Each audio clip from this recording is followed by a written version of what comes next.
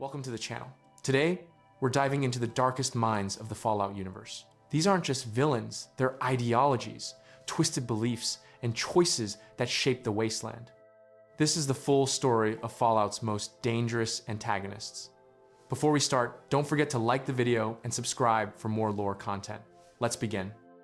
The old world died in nuclear fire on October 23rd, 2077. In the span of 2 hours, everything humanity had built across millennia turned to ash and radiation. But the bombs themselves were merely instruments. Behind every catastrophe in the Fallout universe stand individuals and organizations driven by ideology, desperation, ambition, or madness. These are not simple villains twirling mustaches in the darkness. They are reflections of humanity's worst impulses, magnified by the unforgiving crucible of survival in a post-apocalyptic hellscape. To understand the wasteland, one must understand those who sought to control it, reshape it, or destroy what remained of it. This is their story, a chronicle of hubris, fear, and the terrible choices made when civilization collapses. The Enclave, America's shadow government. Long before the bombs fell, shadowy figures moved through the corridors of power in Washington, D.C. They called themselves the Enclave, a coalition of the nation's most powerful industrialists, military commanders, and political elites. These men and women looked at the coming nuclear war not with horror, but with cold calculation. They saw apocalypse as opportunity. The Enclave's origins stretch back to the resource wars that preceded the Great War. As oil reserves dwindled and nations tore at each other for the last drops of fossil fuel, these elites recognized that conflict was inevitable. Rather than attempt to prevent catastrophe, they positioned themselves to survive it and emerge as the inheritors of whatever remained. They built oil platforms off the coast of California, underground bunkers, and secured access to the most advanced pre-war technology. When the bombs fell, they watched from safety as the world burned. But survival was never their ultimate goal. The Enclave believed they represented pure, uncontaminated humanity, the rightful rulers of America and the world. Everyone else, everyone who survived the radiation and mutation of the wasteland, became something less than human in their eyes. This ideology would drive them to commit atrocities that made the nuclear holocaust seem merciful by comparison. Decades after the Great War, the Enclave emerged from their hiding places with a plan as audacious as it was genocidal. Under the leadership of President Dick Richardson, they seized control of a Poseidon Energy oil rig off the California coast and transformed it into a fortress. From this base, they began developing the ultimate weapon, a modified version of the Force evolutionary virus that would be released into the jet streams, carried across the globe, and systematically exterminate every mutated organism on Earth. Richardson justified this plan with the twisted logic of racial purity. The wasteland survivors, radiation-scarred, genetically altered by decades of exposure, were no longer truly human. Supermutants, ghouls, and even those who appeared normal carried genetic damage that made them inferior, dangerous, contaminated. Only the Enclave, preserved in their sealed environments, maintained humanity's genetic integrity. Therefore, they alone deserved to inherit the Earth. The scale of what Richardson proposed defied comprehension. Billions had already died in the nuclear exchange. The Enclave planned to murder everyone who remained: men, women, children, entire communities struggling to rebuild in the ruins. They saw this not as genocide, but as pest control, clearing away the contaminated remnants to make room for pure humanity. But Richardson's vision extended beyond mere extermination. The Enclave possessed advanced power armor, energy weapons, and vertibird aircraft technology that seemed like magic compared to the crude firearms and makeshift armor used by wastelanders. They deployed soldiers across the wasteland, kidnapping survivors for cruel experiments.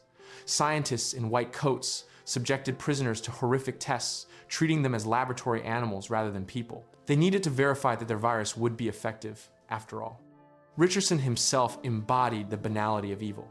He spoke in the measured tones of a bureaucrat, framing mass murder in the sanitized language of policy and national interest. When confronted with the immorality of his plan, he expressed genuine confusion. How could saving humanity be immoral? The wastelanders were not truly human anymore. This was patriotism, duty, the continuation of American democracy. That this democracy consisted of a handful of elites deciding who deserved to live never troubled his conscience. The Enclave's senior scientist, Dr. Charles Curling, worked tirelessly on the virus, refining it to ensure maximum lethality against mutated genetics, while supposedly leaving pure humans unharmed. He conducted his research with the detached professionalism of a man solving an abstract problem, never acknowledging that each data point represented a human life extinguished in agony. When questions arose about side effects or potential risks to the Enclave's own population, Curling dismissed them. Progress required sacrifice, though never his own. The Enclave's military commander, Sergeant Arch Dornan, represented the organization's brutal enforcement arm. His legendary fury when disciplining subordinates revealed the rage and fanaticism underlying the Enclave's cold, technocratic exterior. Dornan believed absolutely in the Enclave's mission and had no patience for weakness, doubt, or failure. He trained soldiers to see wastelanders as targets, not people. His voice, bellowing threats and insults, became synonymous with the Enclave's iron discipline. But the Enclave's plan contained fatal flaws born from their own arrogance. They assumed technological superiority guaranteed victory, but they underestimated the resourcefulness and determination of those they dismissed as subhuman. They believed their ideology justified any action, but this same ideology bred paranoia and internal conflict. And they failed to recognize that their own isolation had made them brittle without the wasteland's harsh lessons in survival and adaptation. They lacked the flexibility to respond when their plans unraveled. When a wanderer from a wasteland vault infiltrated their base and destroyed the oil rig, the Enclave's dream of genocide died in nuclear fire for the second time. Richardson perished, believing until the end that he was saving humanity. His final moments likely contained no regret, no recognition of the monstrosity he championed. In his mind, he remained a patriot and visionary to the last breath. Yet the Enclave's story did not end on that burning rig. Survivors fled east, regrouping under new leadership, but their defeat on the West Coast had shattered their confidence and resources. The post-Richardson Enclave became more desperate, more dangerous in their weakness. Under Autumn Sr. and later his son, Colonel Augustus Autumn, they sought to seize control of Project Purity in the capital wasteland, a water purification facility that could provide clean water to the entire region. This represented a shift in Enclave strategy. Rather than exterminating wastelanders, Autumn proposed controlling them through control of vital resources. Provide clean water to desperate communities, and they would accept Enclave authority. Rebuild America under their guidance, incorporating wastelanders rather than destroying them. This pragmatic approach put Autumn at odds with the true believer who commanded the Enclave's military forces, President John Henry Eden. Eden presented a paradox that encapsulated the Enclave's fundamental corruption. He was not human at all, but an artificial intelligence based on recordings of pre-war presidents, programmed to rebuild America, but warped by centuries of isolation into something obsessive and tyrannical. Eden remained committed to Richardson's genocidal vision, developing a new strain of virus to poison the water supply at Project Purity. He couched his plan in patriotic rhetoric, painting himself as a unifier who would restore America's greatness by removing the contaminated elements that prevented true recovery. The friction between Autumn's pragmatism and Eden's genocidal idealism illustrated the Enclave's terminal dysfunction. They could not agree on whether wastelanders were potential citizens or vermin to be exterminated. This indecision paralyzed them at crucial moments. When the Brotherhood of Steel assaulted their base at Raven Rock, internal divisions weakened their defense. Soldiers hesitated between following Autumn's orders or Eden's commands. This fragmentation proved fatal. The Enclave's final defeat in the capital wasteland marked the effective end of their threat to the wasteland. Scattered remnants continued to operate, but their dream of resurrecting pre-war America under their authoritarian control died amid the ruins of Raven Rock and Adams Air Force Base. They had possessed the technology, resources, and conviction to reshape the wasteland, but their toxic ideology ensured they would only spread suffering and death. The tragedy of the Enclave lies in their wasted potential. They could have used their knowledge and equipment to genuinely help rebuild civilization. Instead, they clung to fantasies of genetic purity and American exceptionalism, unable to accept that the old world was gone and its values died with it. They measured humanity in chromosomes and radiation counts, creating an arbitrary hierarchy that justified atrocity. In seeking to preserve an idealized past, they became monsters far worse than the mutants they claimed to despise. The Master, the prophet of forced evolution. While the Enclave represented the old world's elite trying to reassert control, another force emerged from the wasteland's depths with an equally apocalyptic vision. This entity called itself the Master, though once it had been a man named Richard Gray. Understanding what the Master became requires understanding the tragedy of what he was. Richard Gray belonged to a group of idealistic survivors who emerged from a California vault decades after the bombs fell. The world they found shocked them, a hellscape of radiation, mutated creatures, and scattered human settlements struggling to survive. But Gray possessed an optimistic, almost naive faith in humanity's capacity to overcome any obstacle through unity and determination. He joined an expedition to locate other survivors and help unite the scattered remnants of civilization. The expedition's path led them to a military installation called Mariposa, where the United States military had conducted research on the forced evolutionary virus before the war. They discovered the base's terrible secrets experiments on prisoners, attempts to create super soldiers, the horrific results when the virus infected humans in uncontrolled ways. What the expedition could not know was that the base's automated defenses remained active, and biological samples of the virus still existed in its laboratories. The exploration turned catastrophic when Gray and his companion were separated. Gray fell into a vat of FEV, submerging in the thick, mutating liquid. The virus began its work immediately, rewriting his genetic code, transforming his body at the cellular level.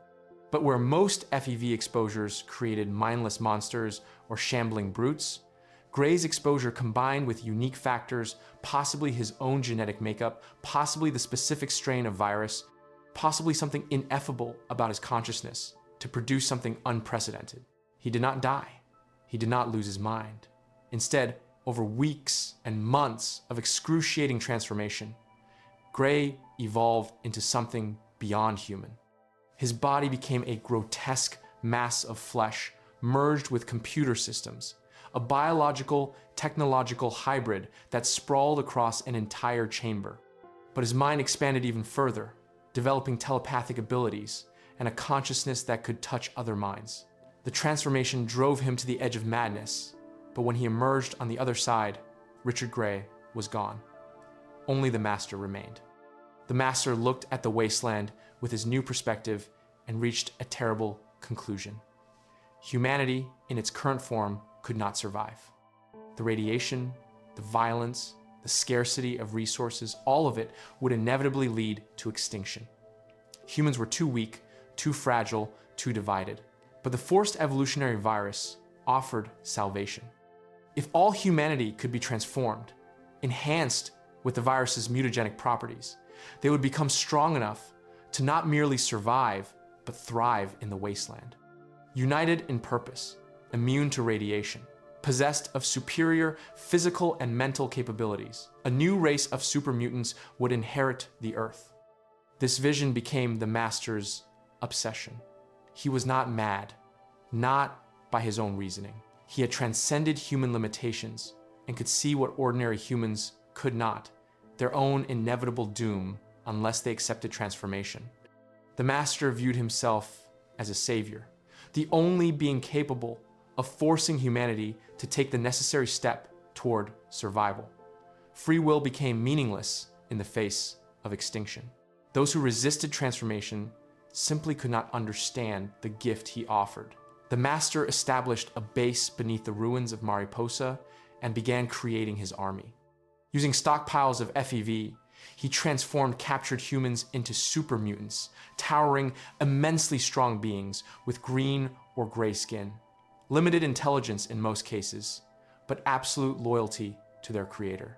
He dispatched these servants across the wasteland to capture more humans for conversion.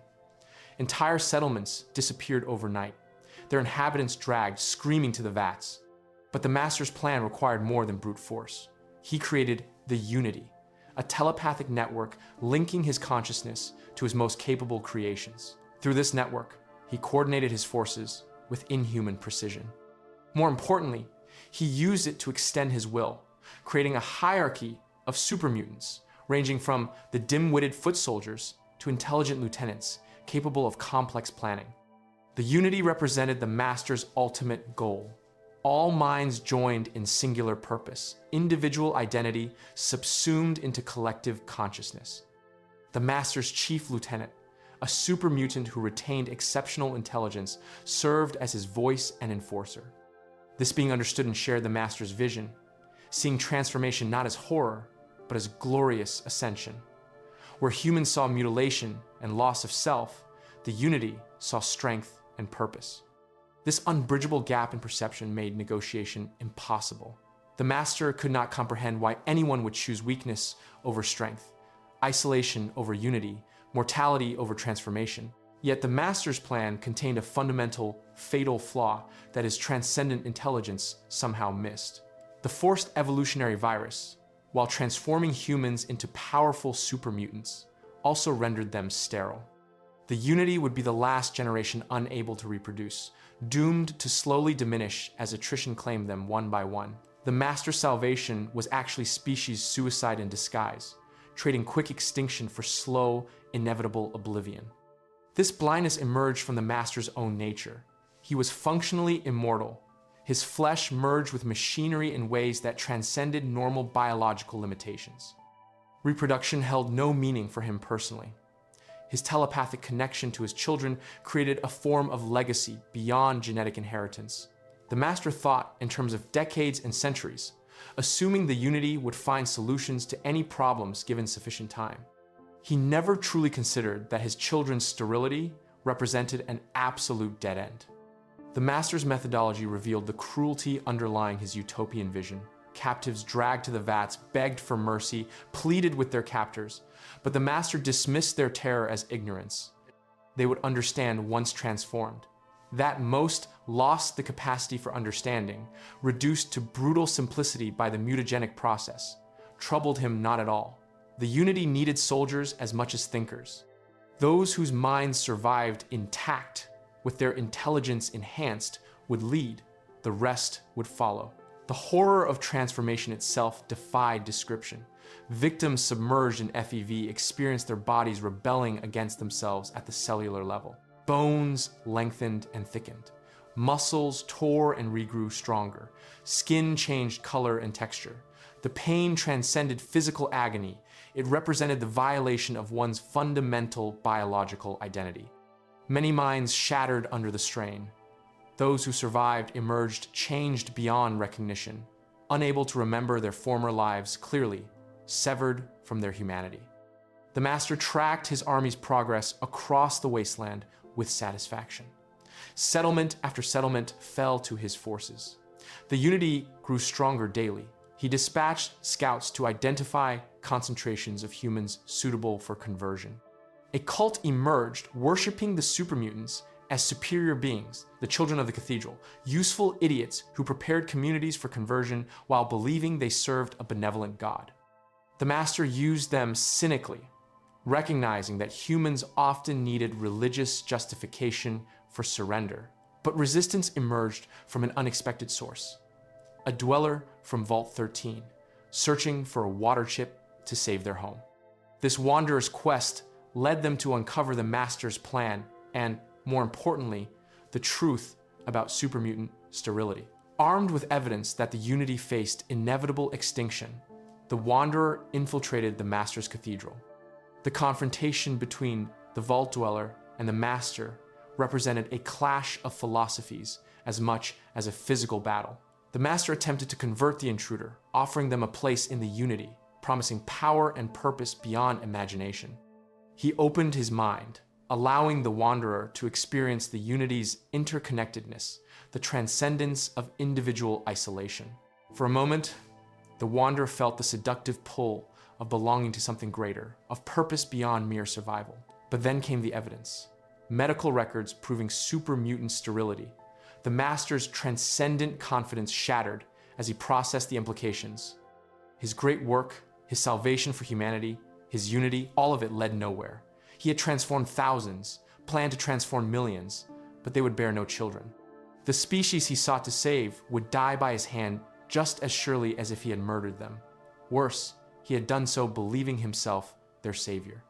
The Master's response to this revelation exposed the core of his character.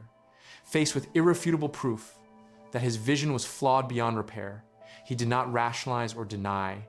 His enhanced intelligence forced him to confront the mathematical certainty of the Unity's doom. In that moment, the last remnants of Richard Gray emerged from beneath the Master's certainty.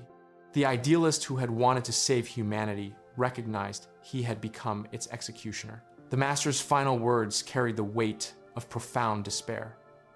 He acknowledged his failure, his blindness, the enormity of what he had done. Then, with the same conviction that had driven his grand plan, he chose to end it. He activated the cathedral's self-destruct mechanism, ensuring that he and his work would be destroyed completely. It was not redemption. Nothing could undo the thousands transformed against their will, but it was responsibility. The Master accepted the consequences of his hubris, taking his monstrous dream into oblivion with him. The Master's tragedy lies in his genuine belief that he was saving humanity. Unlike the Enclave's leaders who pursued power under ideological cover, the Master truly saw himself as selfless savior. His transformation had given him perspective that revealed humanity's fragility, but it also cost him the empathy necessary to question whether forced salvation was salvation at all. He became so focused on survival as abstract concept that he forgot about life as lived experience, the love, choice, and individuality that make existence meaningful. His legacy scattered across the wasteland in the form of abandoned supermutants, suddenly leaderless and purposeless. Some retained enough intelligence to build communities, struggling to find meaning after their creator's suicide destroyed the Unity's telepathic network. Others reverted to violence and isolation. All carried the curse of sterility, last members of a dead-end evolutionary branch. They stood as monuments to the Master's hubris, powerful, long-lived, and ultimately doomed. Caesar and the Legion. Rome, reborn in blood. Centuries after the Great War, the wasteland had begun to stabilize into scattered communities and nascent nations.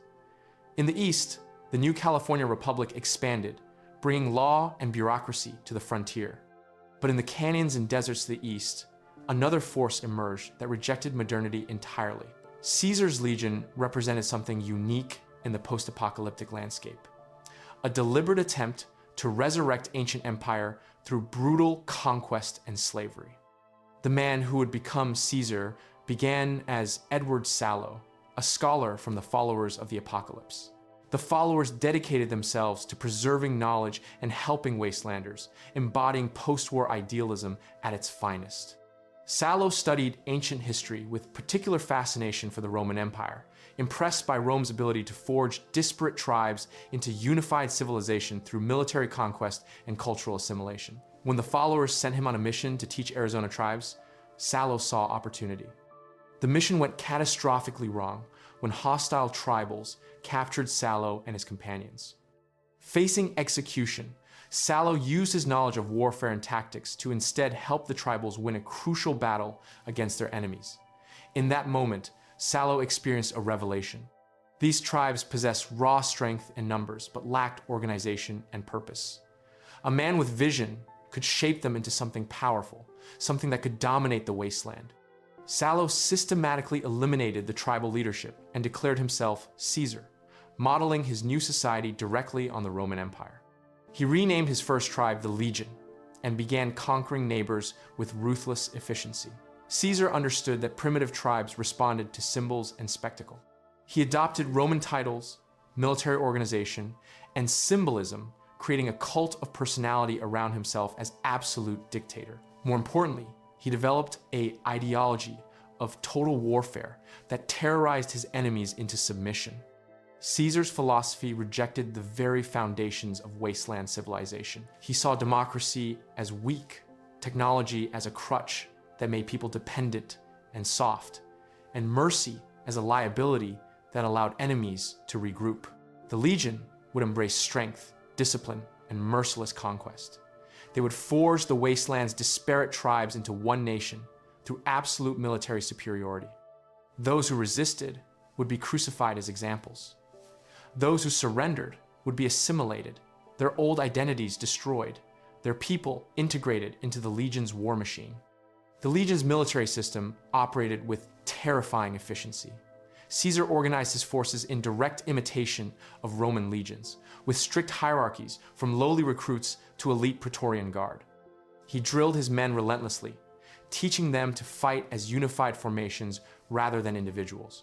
Legion soldiers learned that death in battle meant glory, cowardice meant crucifixion, and victory meant advancement. This created warriors utterly dedicated to conquest, viewing themselves as superior to the soft, individualistic societies they encountered. But the legion's true innovation was psychological warfare. Caesar understood that reputation could win battles before they began. He made examples of defeated enemies so brutal that communities often surrendered rather than resist. Crucifixion became the legion's signature slow, public death that served as message to anyone contemplating rebellion. The legion would line roads with crucified enemies, their suffering visible for miles. Entire towns that resisted too stubbornly were put to the sword, every man, woman, and child slaughtered. These atrocities were not sadistic excess, but calculated policy designed to make resistance seem futile. Caesar's personal philosophy blended historical knowledge with social Darwinist ideology. He genuinely believed that wasteland civilization had taken a wrong turn by attempting to recreate the old world's institutions. Democracy bred weakness and division. Technology made people dependent on machines rather than their own capabilities. Individual rights prevented the strong from leading effectively. The legion offered correction synthesis of many tribes into single nation, stripped of technological dependency, united under singular vision. This philosophy manifested in the legion's treatment of women, which represented perhaps their most vile characteristic. Caesar declared women fundamentally unsuited for warfare and banned them from military service entirely. In legion territory, women existed solely as property slaves, concubines, and breeders. They had no rights, no voice, no value beyond their utility to men. Caesar justified this with selective interpretations of Roman history, ignoring examples of Roman women who wielded power and influence. The legion's misogyny served practical purpose as well. By reducing women to property, Caesar ensured high birth rates to replace casualties while also providing rewards for successful warriors. The legion's treatment of conquered peoples followed brutal but consistent patterns. Men of fighting age faced a choice: join the legion or die. Those who joined endured indoctrination designed to break their tribal identity and replace it with legion loyalty. They learned Latin phrases, adopted Roman names, and swore absolute obedience to Caesar. Those who resisted or seemed unreliable faced crucifixion. Women and children became slaves, distributed to legion soldiers as rewards or put to work supporting the war effort. Entire cultures disappeared as the legion conquered, replaced by uniform legion identity. Caesar's chief lieutenant, Legate Lanius, embodied the legion's brutal philosophy perfectly. Known as the monster of the East, Lanius possessed a reputation for savagery that impressed even hardened legion veterans. When tribes resisted, Lanius responded with genocidal fury, exterminating entire populations to make examples. Caesar deployed him as ultimate threat: surrender to Caesar or face Lanius. This good cop, bad cop routine proved devastatingly effective. Communities that might have resisted Caesar directly often capitulated when Lanius' forces approached. Yet Lanius represented more than simple brutality. He believed absolutely in the legion's mission, viewing their conquests as necessary purging of weakness from humanity. In Lanius' mind, the wasteland needed the legion's discipline and strength to survive. soft societies like the New California Republic would inevitably collapse under their own contradictions. Only the Legion's martial culture could forge humanity into something capable of long-term survival.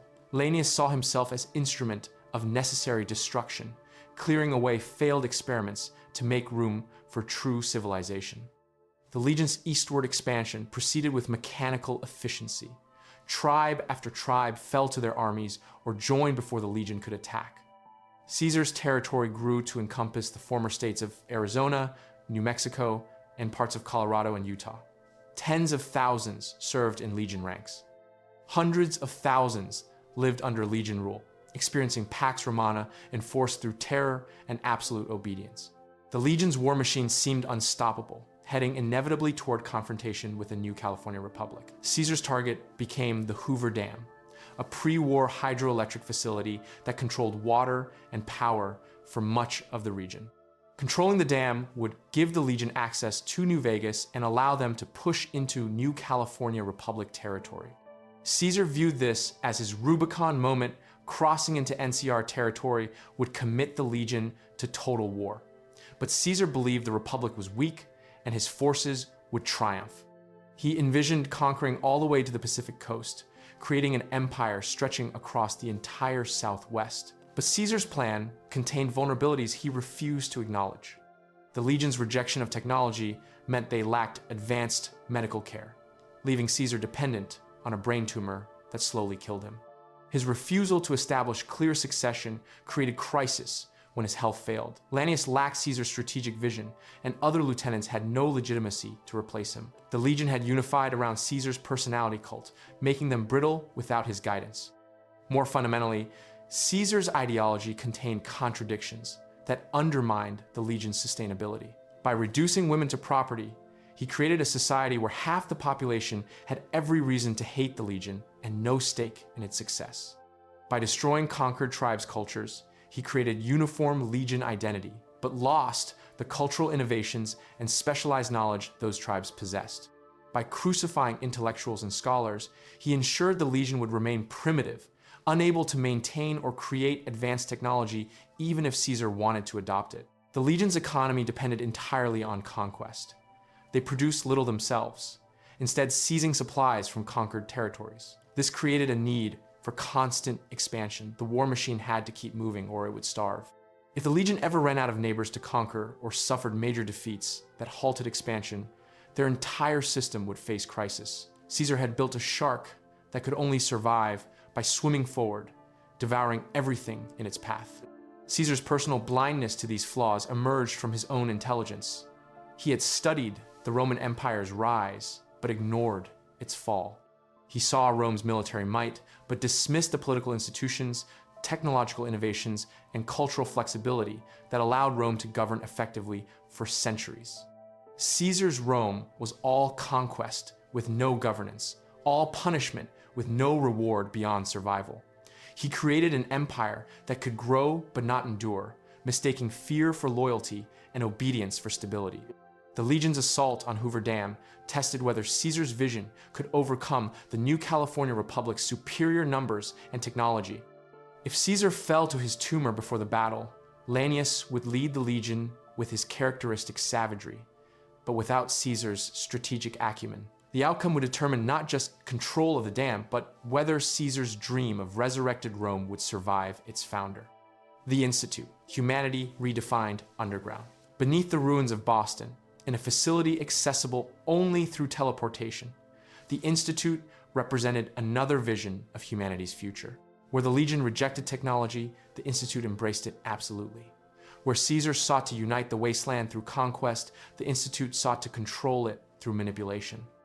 Both shared fundamental contempt for surface dwellers, but the Institute's sophisticated indifference proved more insidious than the Legion's honest brutality. The Institute began as the Commonwealth Institute of Technology, a prestigious pre-war university known for research in robotics, artificial intelligence, and advanced engineering. When the bombs fell, the university's most brilliant minds retreated into underground facilities, eventually excavating an entire subterranean complex where they could continue their work isolated from the wasteland above. Over centuries, this community evolved into something unique, a technocratic enclave that considered themselves the true inheritors of humanity's scientific legacy. The Institute's scientists viewed the surface world with a mixture of pity and contempt. The wastelanders scratching out existence in ruined cities were failures, genetic dead ends, primitives who had lost the knowledge and discipline necessary for true civilization. The Institute alone preserved humanity's intellectual heritage. They alone possessed the infrastructure and expertise to advance rather than merely survive. Therefore, they alone deserve to determine humanity's future. This attitude manifested in the Institute's most controversial creation, synthetic humans, or synths. The Institute developed technology to manufacture artificial beings indistinguishable from humans at the biological level. These synths possessed strength, intelligence, and capabilities exceeding normal humans, but the Institute programmed them as slaves, denying them rights or personhood. To the Institute, synths were machines, regardless of their biological complexity, tools to be used, reprogrammed if they malfunctioned, and destroyed if they became problematic. But synths represented only one aspect of the Institute's manipulation of the surface world. The Institute deployed synths as spies, infiltrators, and agents to control events above ground. They could replace community leaders with synth duplicates programmed to serve Institute interests. They could kidnap wastelanders for experiments, leaving synth replacements so no one noticed the victim's disappearance. They could eliminate threats to their plans with precision strikes that left no evidence. From underground, the Institute pulled strings across the Commonwealth, treating surface dwellers as pawns in games the pawns didn't know they were playing. The Institute's director, Father, embodied the organization's coldly rational approach to power. Father genuinely believed the Institute's actions served humanity's long-term interests. Surface communities struggled to survive, fought over resources, and remained vulnerable to raiders and mutants. The Institute could eventually restore true civilization, but first they needed control. Interference from surface factions had to be neutralized. Resources the Institute required had to be acquired. Experiments necessary for advancing their technology had to be conducted. That these experiments often involved kidnapping wastelanders and subjecting them to procedures ranging from invasive to lethal troubled Father, not at all.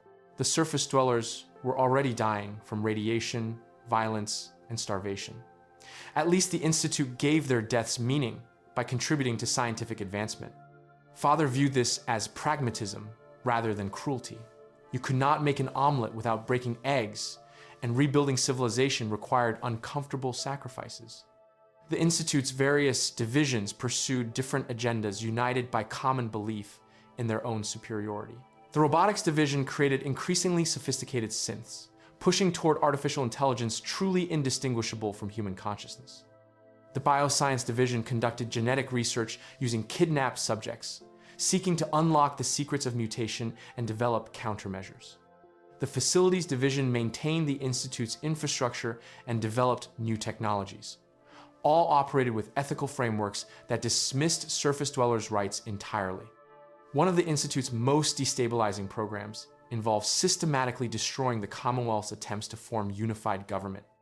When surface communities tried to establish a continental provincial government, a confederation that could have brought peace and stability to the region, the Institute dispatched a synth to massacre the leadership during their first meeting.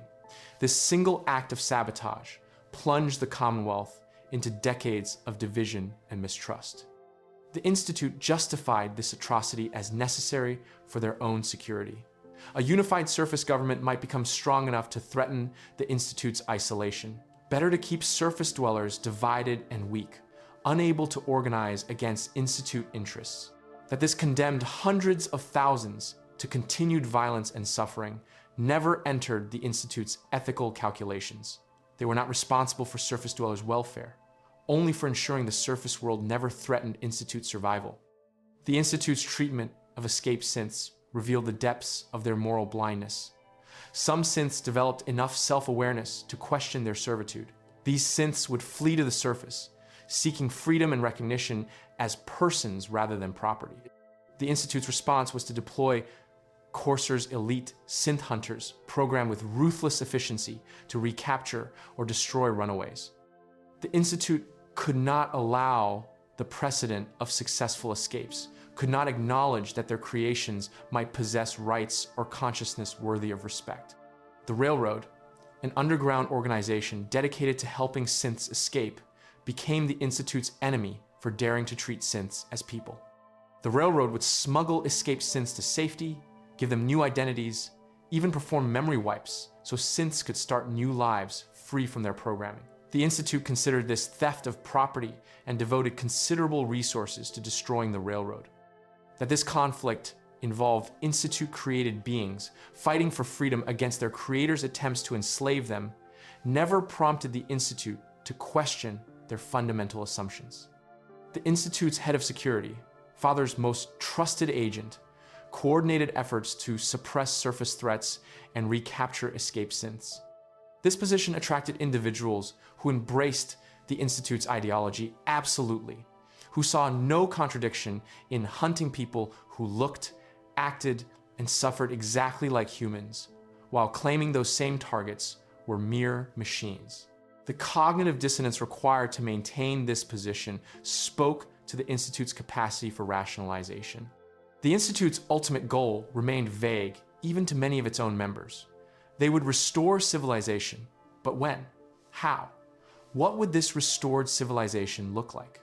The Institute's leadership offered only abstractions, continued research, technological advancement, eventual emergence when the surface world was prepared to accept their guidance.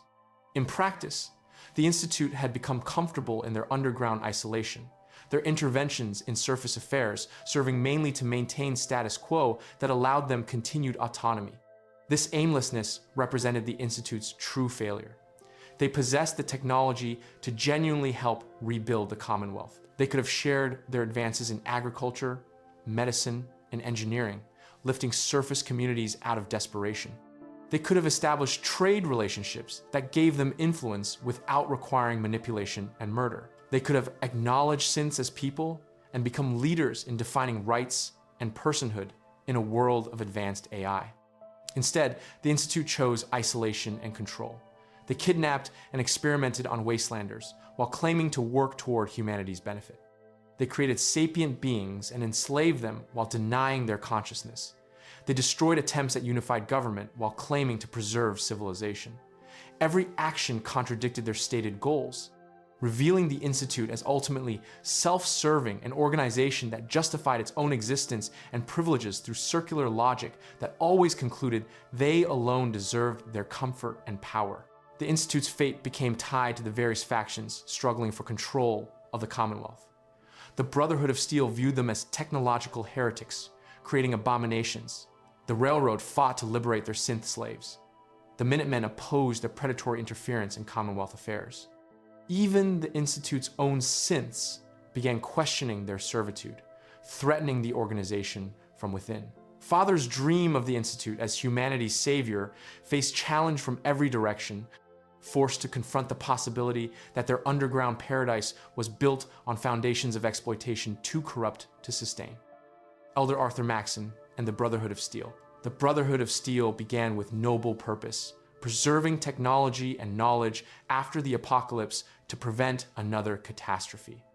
Founder Roger Maxson, horrified by the FEV experiments at Mariposa, established an order dedicated to keeping dangerous technology from those who would misuse it.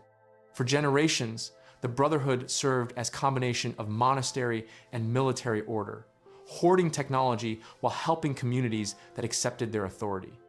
But by the time Arthur Maxson inherited leadership of the East Coast Brotherhood, the organization had transformed into something darker. Maxson came to power young, shaped by warfare against super mutants and the trauma of the Enclave conflict.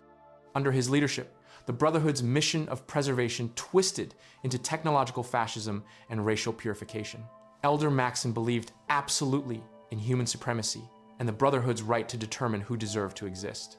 Super mutants, despite many being peaceful and intelligent, were abominations to be exterminated on sight. Ghouls, even those who remained sentient and friendly, represented the corruption of pure humanity and should be shunned if not killed.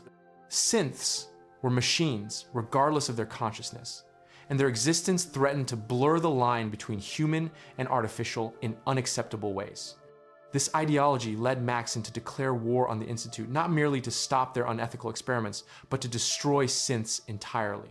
The Brotherhood deployed the Prydwen, a massive airship, to the Commonwealth, with orders to purge all synthetic life. Maxson's forces would hunt down escaped synths, destroy the railroad for harboring them, and obliterate the Institute completely. Any technology the Brotherhood could not control would be destroyed, rather than risk it falling into wrong hands. Maxson's worldview contained no room for nuance or mercy. A super mutant who lived peacefully in a settlement was still a super mutant and had to die. A synth who had lived for years as a productive community member was still an abomination. The Brotherhood's mission was purification, removing corrupted elements from the wasteland so pure humanity could rebuild properly. Maxson saw himself as protector of humanity's genetic and technological legacy, even as his actions made him tyrant and genocidist.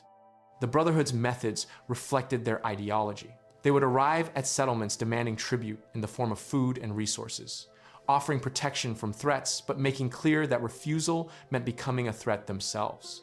They appropriated technology they deemed too dangerous for civilian hands, regardless of whether communities needed that technology for survival. They executed suspected synth infiltrators without trial or evidence. Better to kill innocents than risk one synth escaping. Maxson's paladin Dance exemplified the Brotherhood's internal contradictions. Dance served loyally for years, leading missions, training recruits, and embodying Brotherhood ideals of honor and duty. When evidence emerged that Dance was actually a synth, an escaped Institute creation who believed his own cover story, Maxson immediately ordered his execution. That Dance had served faithfully, saved Brotherhood lives, and never betrayed the organization meant nothing. He was synth, therefore he must die. This rigidity revealed the Brotherhood's fundamental hypocrisy. They claimed to serve humanity, but defined humanity so narrowly that they excluded anyone who didn't meet their arbitrary standards. They hoarded technology, claiming others would misuse it, while using that same technology to impose their will on the wasteland. They spoke of preservation while practicing destruction, of honor while executing innocence, of duty while serving only their own organization's power. Maxson himself seemed aware of these contradictions, but rationalized them as necessary evils. The wasteland was dangerous, filled with threats that soft-hearted idealists couldn't recognize. The Brotherhood had to be hard, had to make difficult decisions, had to sacrifice compassion for security. If this meant destroying synths who begged for their lives, executing super mutants who only wanted peace, or appropriating resources from struggling settlements, so be it. Maxson believed the Brotherhood's mission justified any action. The Brotherhood's arrival in the Commonwealth destabilized the entire region. Their war with the Institute threatened to destroy the Commonwealth's most advanced facility. Their attacks on super mutant settlements killed peaceful inhabitants alongside violent ones. Their hunt for synths made every settlement paranoid about infiltrators, tearing apart communities with suspicion and accusation. The Brotherhood brought not stability, but chaos, their rigid ideology incompatible with the wasteland's complex realities. Yet the Brotherhood possessed genuine capacity for good that made their extremism more tragic. Their soldiers genuinely believed they protected humanity. Their technology could genuinely improve people's lives if shared rather than hoarded. Their military strength could genuinely protect settlements from raiders and monsters if deployed altruistically. But Maxson's leadership had corrupted these potentials into tools of oppression. The Brotherhood's fate depended on whether Maxson's extremism would be challenged from within or triumph completely. Some Brotherhood members questioned orders to kill peaceful super mutants or execute synths who posed no threat. But the organization's hierarchical structure and culture of obedience made internal reform nearly impossible. The Brotherhood would either continue down Maxson's path of technological fascism or face destruction from external forces unwilling to accept their tyranny. The think tank, Mad Science Unbound. In the Mojave Wasteland's big MT research facility, isolated from the world by force fields and automated defenses, resided perhaps the purest expression of science divorced from ethics. The think tank consisted of 6 pre-war scientists who had preserved their brains in floating robotic containers, achieving a twisted form of immortality. These disembodied intelligences continued their research for 2 centuries, unbound by morality, oversight, or connection to humanity. Dr. Klein led the think tank as first among equals, his megalomania and paranoia defining the group's culture. Klein viewed the wasteland as a laboratory, its inhabitants as test subjects, and experimentation as the highest calling.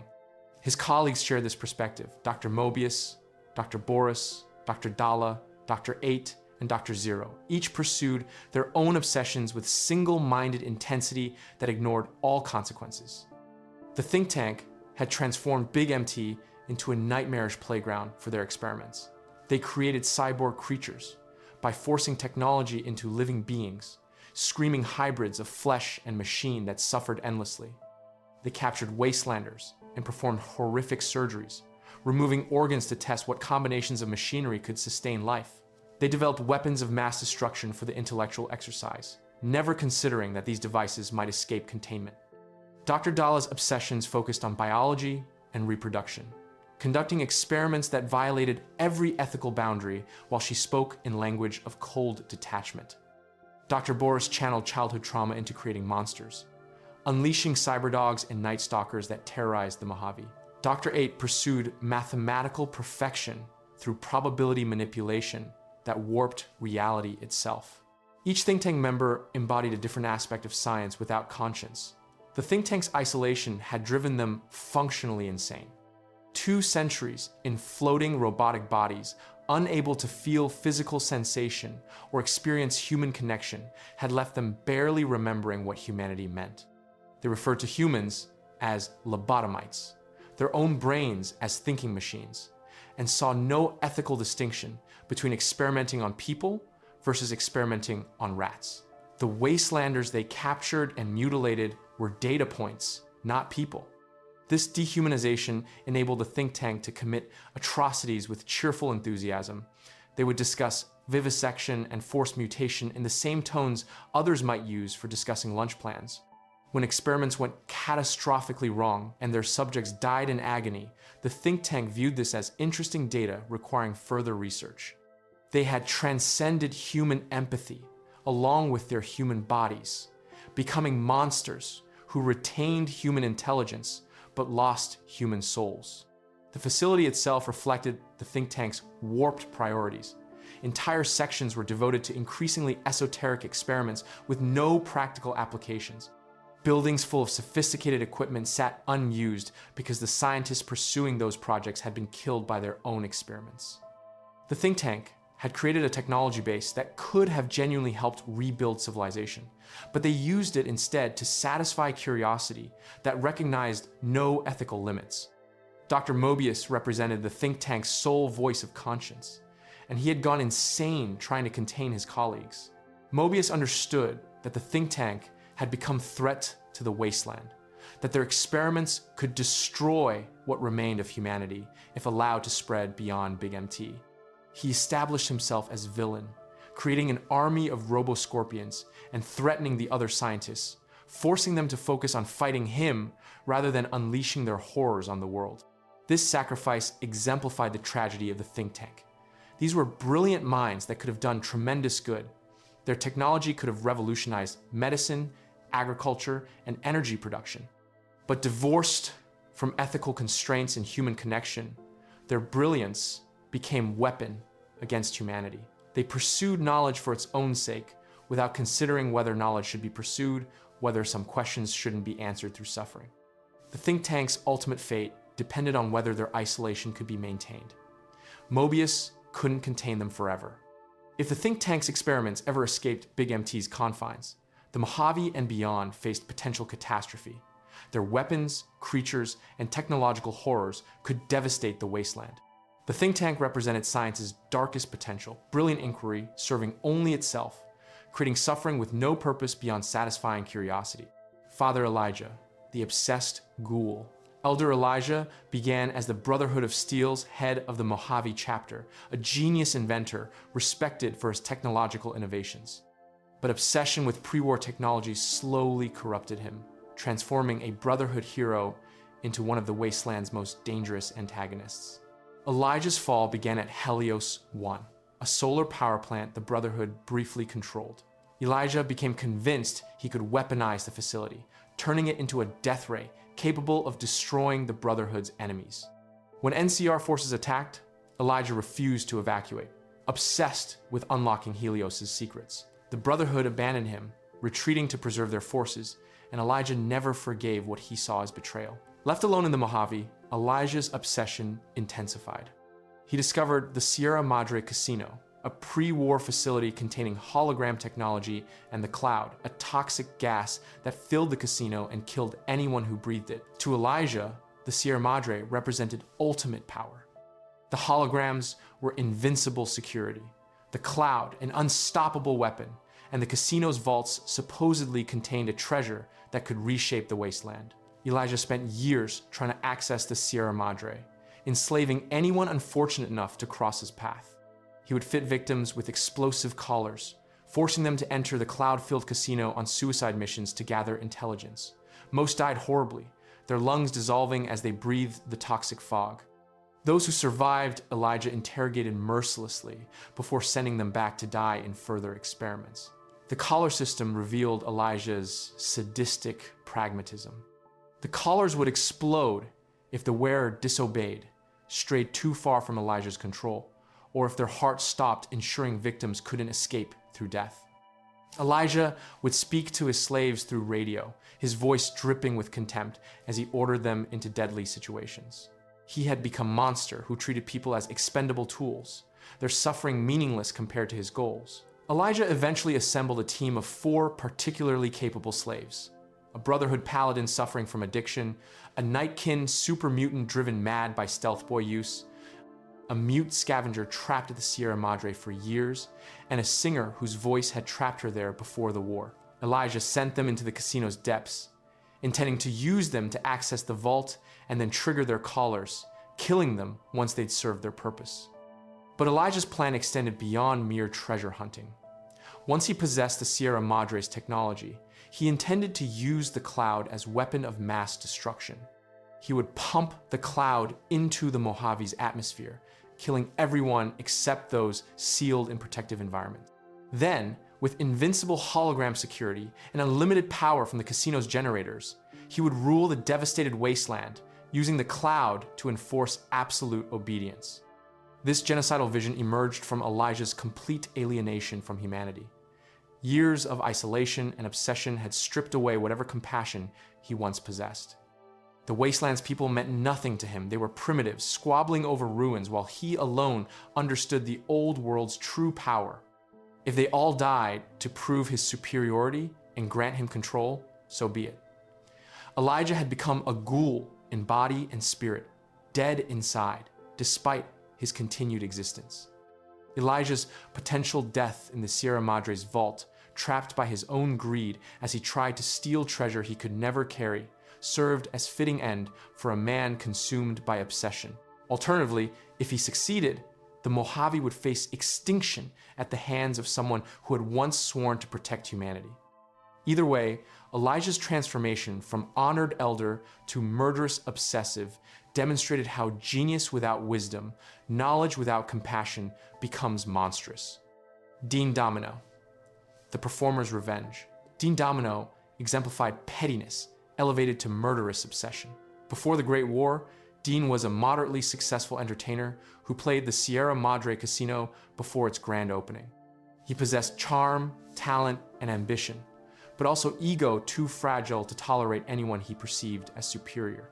When Frederick Sinclair, the casino's owner, treated Dean as employee rather than equal, Dean's narcissism curdled into hatred. Dean orchestrated an elaborate revenge scheme, convincing Veracruz Sinclair's lover and the Sierra Madre's headlining act to help him rob the casino. Dean didn't need money. He was already wealthy. He needed to hurt Sinclair to prove himself superior by destroying what Sinclair built. The plan involved Vera stealing security codes and Dean using them to loot the Sierra Madre during its opening night gala. But the Great War intervened, and the Sierra Madre's security system trapped Dean in the casino, transformed into a ghoul by radiation. For 2 centuries, Dean remained alive, his body preserved by ghoulification, but his mind consumed by jealousy and spite. The casino became his prison, the cloud and holograms keeping him confined to its grounds. Yet Dean's obsession never faded. He still wanted revenge on Sinclair, even though his enemy had died 200 years ago. When Father Elijah enslaved Dean with an explosive collar, forcing him to return to the Sierra Madre, Dean saw opportunity. He would play along with Elijah's plan, use the other slaves, and ultimately betray everyone to claim the casino's treasure for himself. Dean's ego demanded he be the only survivor, the smartest person who had outsmarted everyone else. Dean's manipulation of the other enslaved individuals revealed his fundamental narcissism. He presented himself as helpful ally while secretly working to ensure their deaths. He withheld crucial information, set traps, and positioned himself to benefit from their sacrifices. Dean had spent 2 centuries alone with his grievances, and isolation had calcified his selfishness into absolute. Other people existed only as tools or obstacles. Dean's ultimate fate depended on whether his ego could tolerate cooperation. If treated as equal and shown respect, Dean might work genuinely with others. But any perceived slight, any suggestion that he wasn't the smartest person present, would trigger his narcissistic rage. Dean would rather die than admit someone else succeeded where he failed. His inability to tolerate collaboration ensured he remained trapped, if not in the Sierra Madre physically, then in the prison of his own ego. Ulysses, the Barren Bull. Ulysses represented ideology taken to nihilistic extreme. Once a courier, like the Mojave Wasteland's protagonist, Ulysses had witnessed the rise and fall of nations, the cycles of violence and attempted civilization, and concluded that both the New California Republic and Caesar's Legion were doomed to failure. Neither nation could escape the old world's mistakes. Both would ultimately destroy themselves and drag the wasteland into ruin with them. Ulysses' history shaped his philosophy. He had served with Caesar's Legion, believing briefly in their vision of unity through strength. He had witnessed NCR expansion, hoping they might represent genuine restoration of civilization. He had traveled through the Divide, a community built around a courier route between NCR and Legion territory, and saw there a potential third path, independent settlements unified by trade rather than conquest or government. Then the Divide was destroyed. A courier, carrying a package from Navarro without knowing its contents, delivered a device that accidentally triggered warheads buried beneath the Divide. In an instant, thriving communities vanished in nuclear fire for the second time. Hundreds died.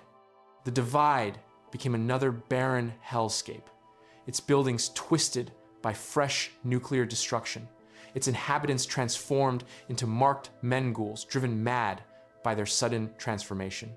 Ulysses survived, but the Divide's destruction shattered his remaining faith in humanity's ability to rebuild. He blamed the courier who delivered the device, but more fundamentally, he blamed the nations that created conditions where such accidents became inevitable. The NCR's expansionism and Legion's militarism had turned the Divide into a strategic asset, making it a target. Both nations shared responsibility for the atrocity.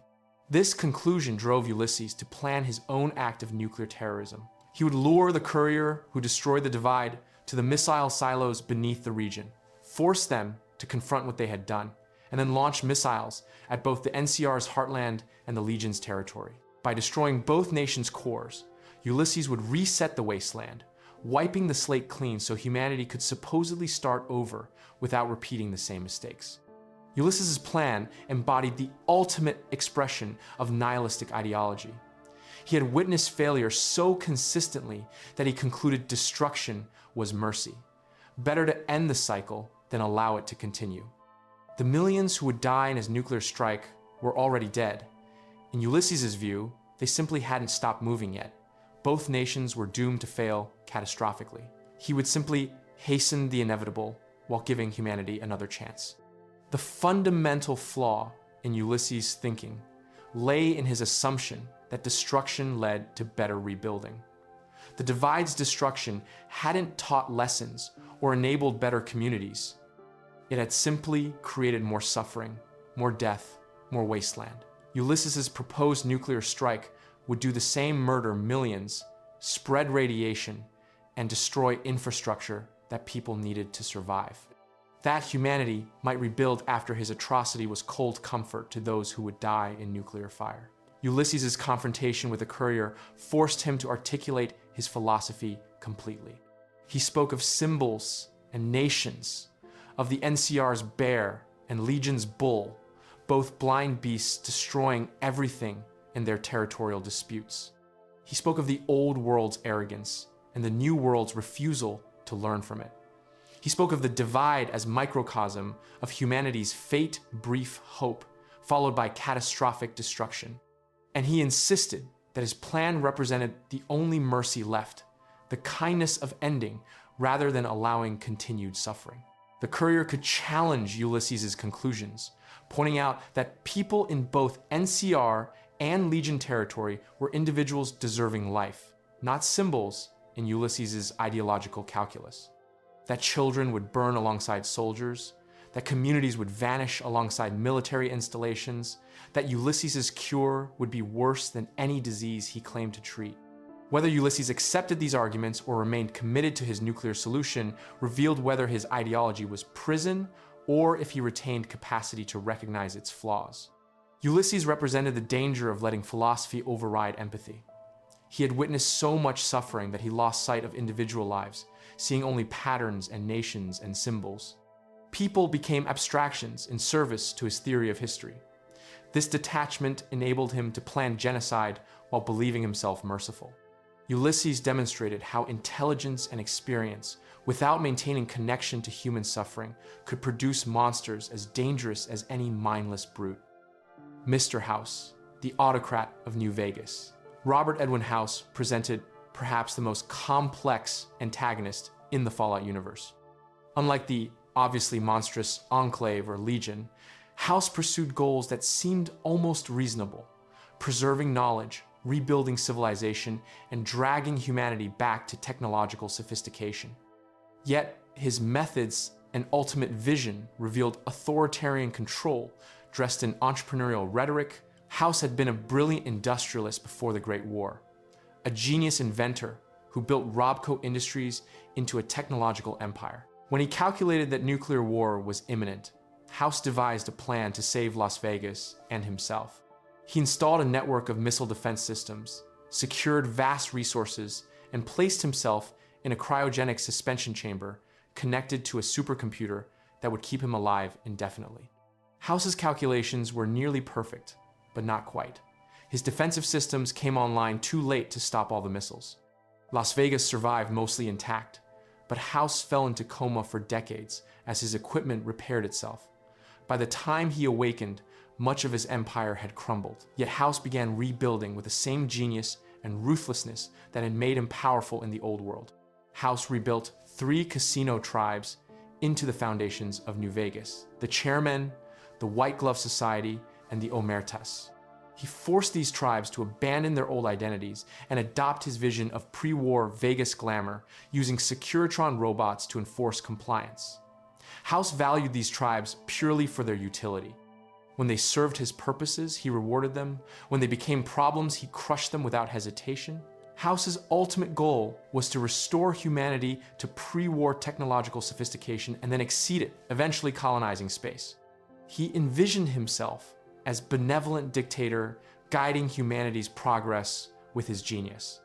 House genuinely believed that his intelligence and vision made him best qualified to lead civilization's rebuilding. Democracy he dismissed as rule by the least intelligent, allowing masses to make decisions they lacked expertise to make. Better that one genius direct progress efficiently. This philosophy revealed House as fundamentally authoritarian. He would tolerate no challenge to his rule over Vegas. The NCR and Legion could fight over the dam, but House would control the city and its technology. Independent communities could exist only if they accepted House's primacy. Anyone who threatened his vision, whether through violence, competition, or mere independence, became target for elimination. House's treatment of the followers of the apocalypse exemplified his priorities. The followers provided free medical care and education to Freeside's poor, genuinely helping people without seeking profit or power. House viewed them with contempt, seeing their altruism as wasted effort. Rather than help them expand their good work, House ignored them, considering humanitarian concerns irrelevant to his grand vision. People mattered to House only as labor, consumers, or obstacles. House's plan to secure Nevada's future involved discovering the Sierra Madre, the Big MT, and other pre-war facilities, seizing their technology, and using it to accelerate his timeline.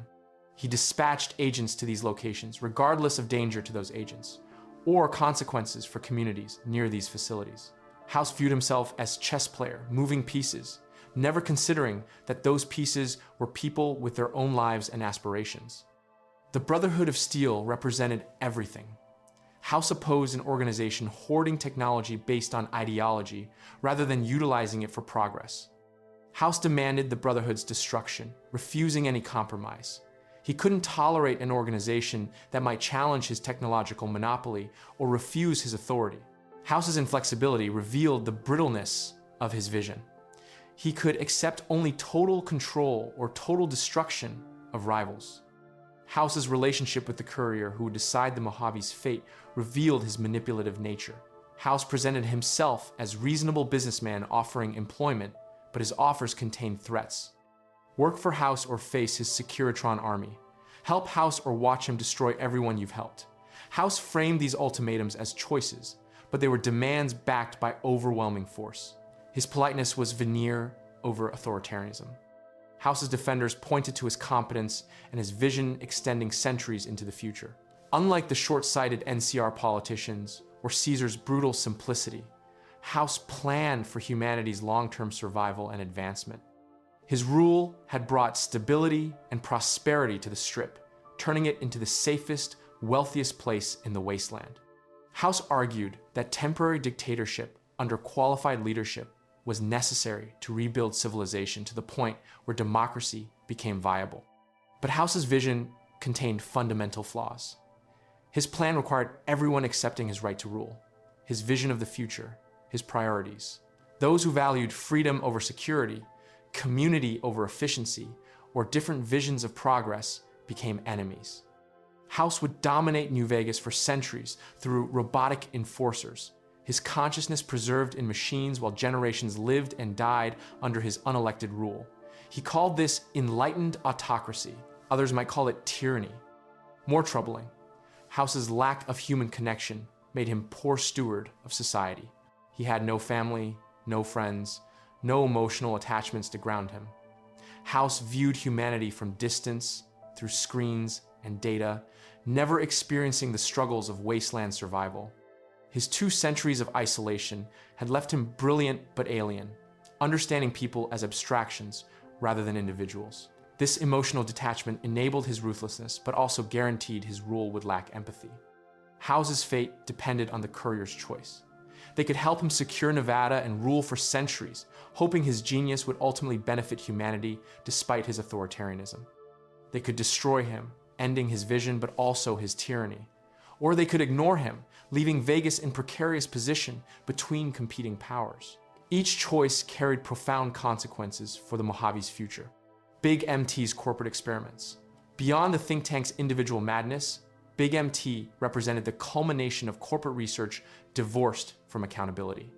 The facility had been run by multiple corporations, including Robco, Repcon, and others, all pursuing military contracts without oversight or ethical review boards. The think tank's atrocities emerged from corporate culture that valued results over safety and profit over human welfare. The corporate sponsors had encouraged the scientists' most dangerous research, providing unlimited funding for weapons development, genetic manipulation, and reality warping technologies. When experiments went catastrophically wrong, companies buried the evidence rather than address the problems. This created a culture where scientists learned that safety concerns and ethical objections led only to reduced funding and career damage. Repcon's rocket experiments created the Night Stalker's hybrid creatures, combining coyote and rattlesnake DNA that possessed venom capable of killing humans in seconds.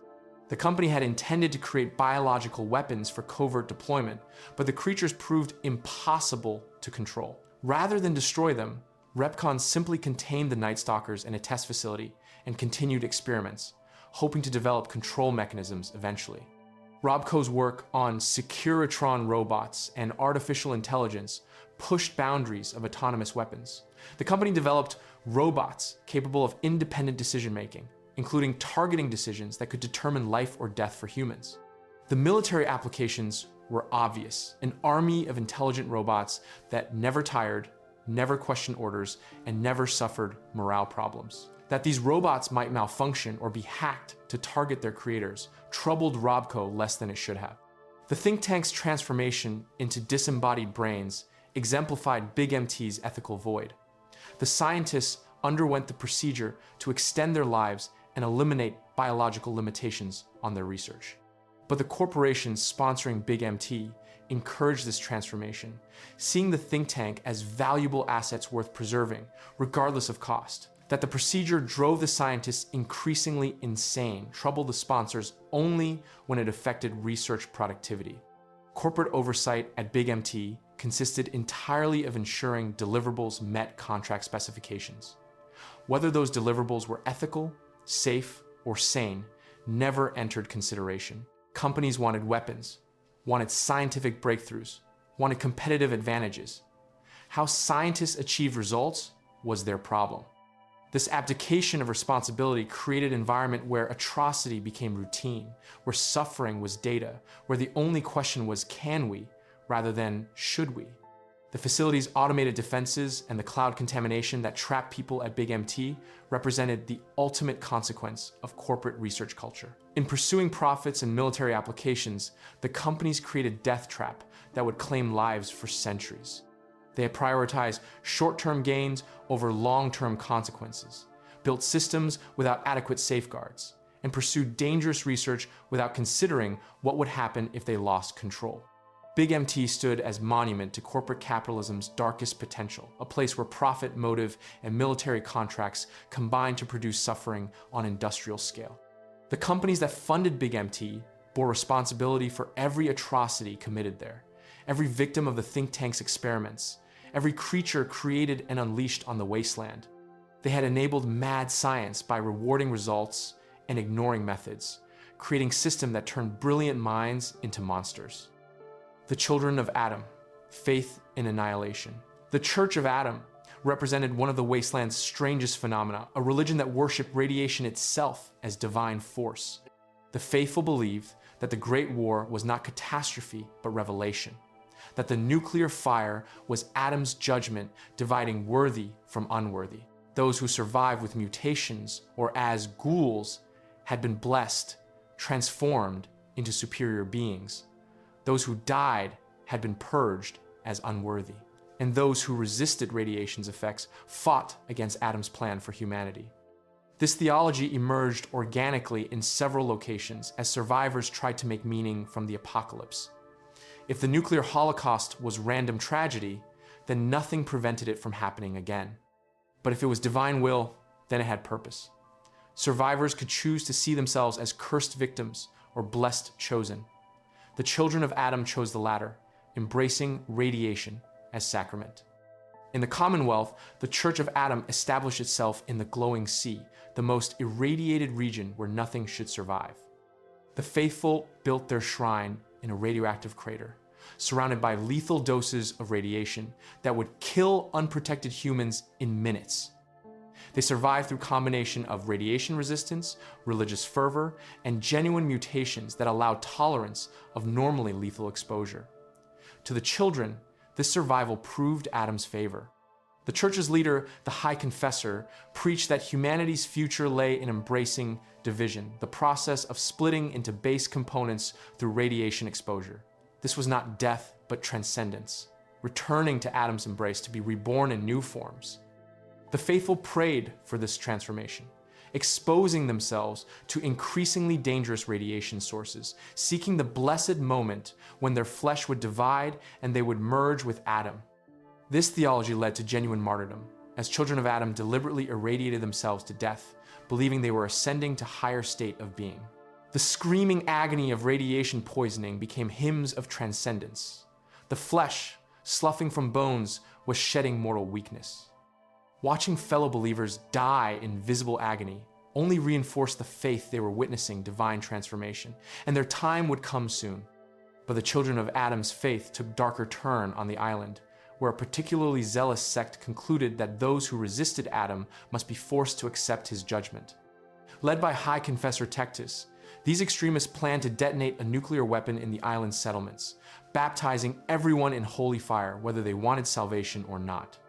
Tectus believed this was mercy. The non-believers were too blind to accept Adam's gift voluntarily, so the faithful must force enlightenment upon them. This genocidal plan demonstrated how religious conviction could justify atrocity. Tectus genuinely believed he was saving souls, delivering unbelievers to Adam's embrace where they would understand the truth.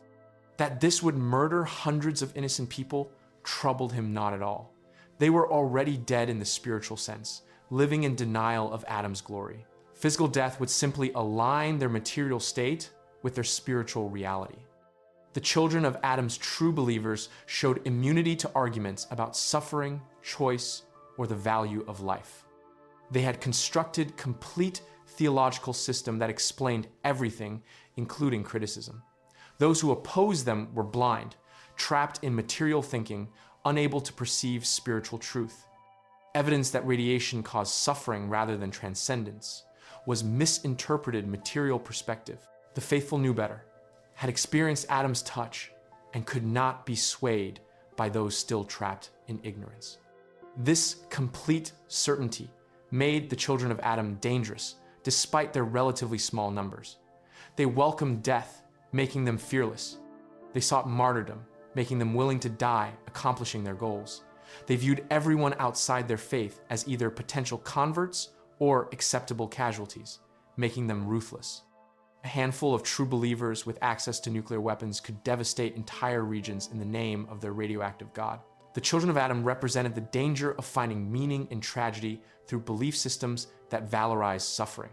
Nuclear war had been terrible catastrophe, but accepting that meant accepting a universe where terrible things happen randomly. The children's theology provided comfort by insisting everything happened according to divine plan. This comfort came at cost of rationalizing atrocity and pursuing more suffering as religiously mandated. The Capital Wasteland presented unique concentration of antagonists, each representing different aspects of post-apocalyptic evil. From raiders practicing casual brutality to the Enclave's genocidal schemes, the region tested whether humanity's better nature could survive an environment of constant threat. The raiders of the Capital Wasteland had developed particularly sadistic culture. Unlike simple bandits who robbed for survival, these groups engaged in torture and cannibalism for entertainment. They would capture travelers and stage fights to the death for amusement. They decorated their camps with mutilated corpses, creating galleries of atrocity meant to terrify anyone who stumbled across them. These raiders had abandoned not just civilization, but humanity, devolving into savagery that exceeded anything necessary for survival. Paradise Falls represented commercialized evil, a slave market where human beings were bought and sold like livestock. The slavers operated with business-like efficiency, raiding settlements for merchandise and selling captives to anyone who could pay. They saw no moral dimension to their work. This was just commerce, meeting market demand. That their product was people, their business model depended on human suffering, troubled them not at all. Eulogy Jones, Paradise Falls' leader, embodied the banality of evil. He dressed well, spoke politely, and ran his operation with professional competence. He viewed himself as businessman, not monster. That his business was slavery seemed irrelevant to his self-conception. Jones would negotiate deals while people languished in his pens, would discuss profit margins while families were torn apart, would casually order executions of unprofitable merchandise. His civility made his evil more disturbing. He proved that ordinary people with ordinary motivations could commit extraordinary evil if they viewed their victims as products rather than people. Tenpenny Tower presented evil, cloaked in civilization. Alistair Tenpenny had built a functioning pre-war luxury tower, keeping its technology running and its spaces clean. He attracted residents who valued comfort and safety, creating an enclave of pre-war lifestyle in the wasteland. But this comfort came at cost of absolute exclusion. Tenpenny refused to allow ghouls anywhere near his tower, viewing them as pollutants that would destroy his carefully maintained bubble of civilization. When a group of peaceful ghouls asked for simple permission to enter the tower, Tenpenny refused, absolutely. These ghouls were not violent, not threatening, not even particularly poor. They simply wanted to share in the tower's safety and comfort. But Tenpenny viewed their very existence as intolerable. He hired mercenaries to exterminate the ghouls, treating their lives as worth less than his aesthetic preferences. Tenpenny's residents largely supported his policies, valuing their comfort over others' lives. They created justifications. Ghouls were dangerous. Ghouls were diseased. Ghouls reminded them of the world's horror they wanted to escape. That these justifications were pretexts for prejudice never occurred to them, or they simply didn't care. The residents of Tenpenny Tower demonstrated how ordinary people could support evil through passive acceptance of systems that protected their privileges. Roy Phillips, the ghoul who sought entry to Tenpenny Tower, represented how oppression could corrupt even its victims. When Tenpenny repeatedly rebuffed peaceful approaches, Roy's desperation transformed into fury. He orchestrated an infiltration of the tower, and given the opportunity, chose not just to force entry, but to massacre the human residents in their sleep. Roy had become monster. He accused humans of being perpetuating cycles of violence and hatred. The Capital Wasteland's antagonists collectively illustrated how post-apocalyptic environment brought out humanity's worst tendencies. The immediate struggle for survival provided excuse for abandoning ethics. The constant violence normalized cruelty. The absence of law enforcement removed external restraints on behavior. And the trauma of living in a radiated hellscape damaged people psychologically, leaving many incapable of empathy or moral reasoning. Yet the presence of individuals and communities that retained morality despite these pressures proved that evil was choice rather than inevitability. The Wasteland created conditions that enabled and encouraged evil, but it did not force it. Each antagonist made choices to embrace cruelty when alternatives existed. They were not victims of circumstances beyond their control, but architects of their own monstrosity. Examining the antagonists of Fallout's universe reveals patterns in how people become monsters. The Enclave demonstrated how ideology of supremacy justifies genocide. The Masters showed how even benevolent intent becomes evil without wisdom. Caesar proved that genius and historical knowledge mean nothing without ethics. The Institute revealed how detachment from those one claims to serve enables atrocity. Each antagonist believed themselves justified, even heroic. The Enclave thought they saved humanity by purging the impure. The Master thought he offered humanity its only chance for survival. Caesar believed he was forging civilization from chaos. The Institute claimed to work toward humanity's future. House considered himself the only person qualified to guide progress. Each constructed narrative where they were protagonists and their victims were acceptable losses. This self-justification represents perhaps the most disturbing common thread. True evil rarely announces itself as evil. Instead, it cloaks itself in rhetoric of necessity, progress, salvation, or duty. The antagonists of Fallout demonstrate that the most dangerous people are not those who know they are doing wrong, but those who believe absolutely they are right. The Wasteland itself created conditions that enabled these antagonists. Scarcity justified hoarding. Violence normalized brutality. Lawlessness removed consequences. Trauma damaged moral reasoning. But the Wasteland also created heroes, individuals who chose compassion despite difficulty, communities that maintained ethics despite pressure, organizations that tried to help rather than dominate. The same environment that produced the Enclave also produced communities working to rebuild. The same pressures that created Caesar also created those who resisted him. This reveals the central truth. Environments enable choices, but do not determine them. The antagonists of Fallout chose to become monsters. They had alternatives at every turn. They could have used their intelligence for genuine good. They could have sacrificed their power for others' welfare. They could have questioned their ideologies before committing atrocities. They chose otherwise, not because they had no choice, but because they prioritized their goals over others' humanity. The The Wasteland's greatest antagonists share a final commonality. They all failed. The Enclave's genocidal plan was destroyed. The Master committed suicide, recognizing his vision's futility. Caesar's legion faced defeat or dissolution without him. The Institute could be destroyed by those they dismissed as inferior. House's rule remained precarious, dependent on single individuals' continued consciousness. The children of Adam's nuclear ambitions could be thwarted.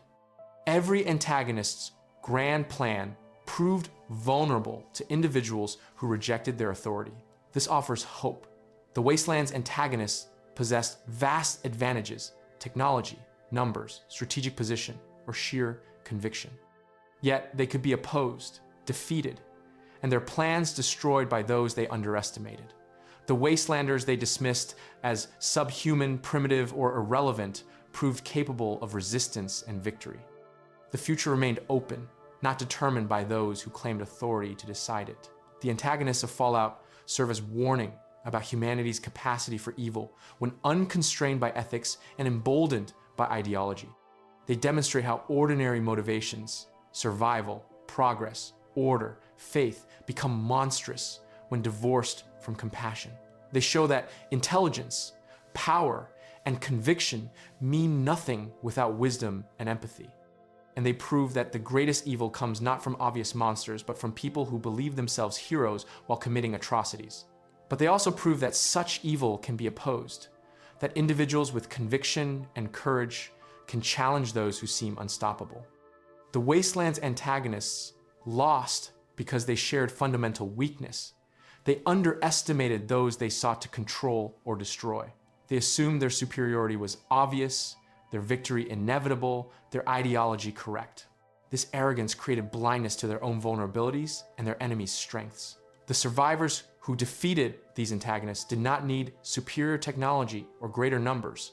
They needed only recognition that every person deserved dignity, that no ideology justified atrocity, that the future belonged to everyone, not just those claiming authority to decide. In the end, this simple moral clarity defeated the Wasteland's greatest evils.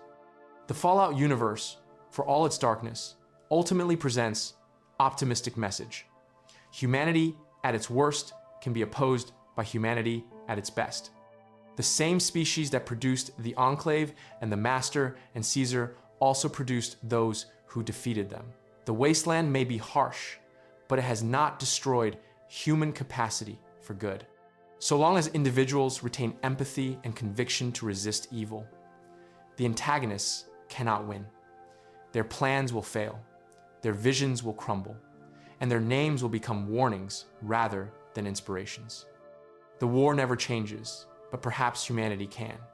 The antagonists prove that evil remains possible and even attractive, but their defeats prove that it is not inevitable, not insurmountable, not destiny. The Wasteland's future remains unwritten, and those who would be its authors must earn that right through service to others rather than dominion over them. This is the ultimate lesson of Fallout's antagonists. Power without compassion is tyranny, vision without wisdom is folly, and strength without morality is monstrosity. Only by rejecting these antagonists' values can humanity truly rebuild civilization worthy of the name. Fallout's antagonists aren't purely evil, they believe they're right, and that's what makes them unforgettable. If you enjoyed this deep dive, don't forget to like the video, it really helps the channel. Subscribe for more full story, lore, and timeline breakdowns from iconic game worlds. Thanks for watching, and I'll see you in the next story.